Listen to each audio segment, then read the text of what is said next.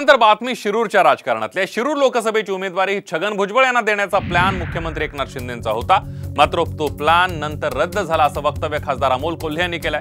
भुजबळांनी या सगळ्या चर्चेला दुजोरा दिलेला आहे। बघूया त्याबद्दलचा एक स्पेशल रिपोर्ट। भुजबळ म्हणतात आय लव्ह नाशिक।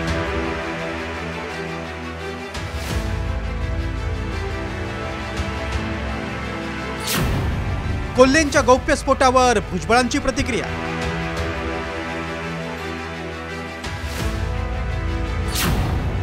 शिरूरमधून भुजबळांना उमेदवारी देण्याचा होता प्लॅन।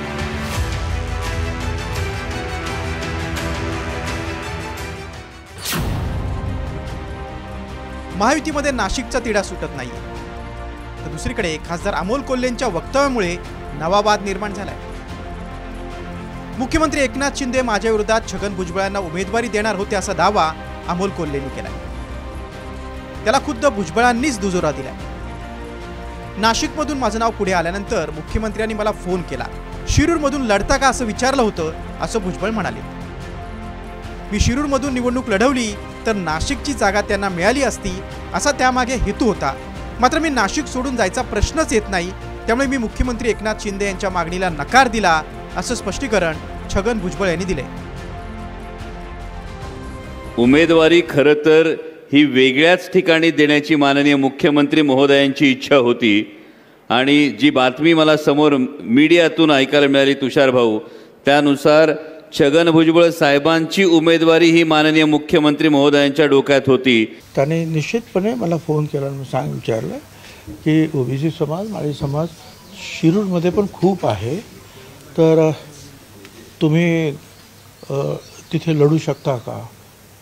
त्याचा हेतू हा होता की मग मी जर तिकडे गेलो तर नाशिकचा तिढा सुटेल, हा त्यांच्या पाठीमागचा एक चांगला हेतू होता।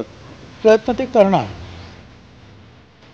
महायुतीमध्ये नाशिकच्या जागेचा मुद्दा प्रचंड गाजतोय। अजूनही नाशिकमधून महायुतीकडून उमेदवारी जाहीर झालेली नाही। शिवसेना शिंदे गटाचे हेमंत गोडसे आणि भाजपचे स्थानिक नेते सुद्धा या जागेवर दावा सांगतात।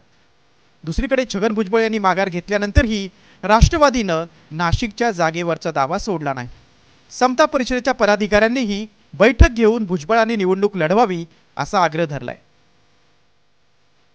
उत्तर महाराष्ट्रामध्ये भुजबळ साहेबांसारखा तुल्यबळ उमेदवार हा नाशिक लोकसभेसाठी निवडणुकीसाठी राष्ट्रवादी काँग्रेस पक्षाचाही आग्रह होता आणि भारतीय जनता पार्टीचाही त्याच्यामध्ये आग्रह होता, पण निर्णय घ्यायला कुठेतरी विलंब लागत असल्यामुळे उमेदवाराला दिशा ही फार काही चांगली देता येत नाही, म्हणून त्यांनी खऱ्या अर्थाने माघार घेतली। याचा अर्थ राष्ट्रवादी काँग्रेस पक्षाने नाशिकचा क्लेम सोडलेला आहे असं अजिबात नाही।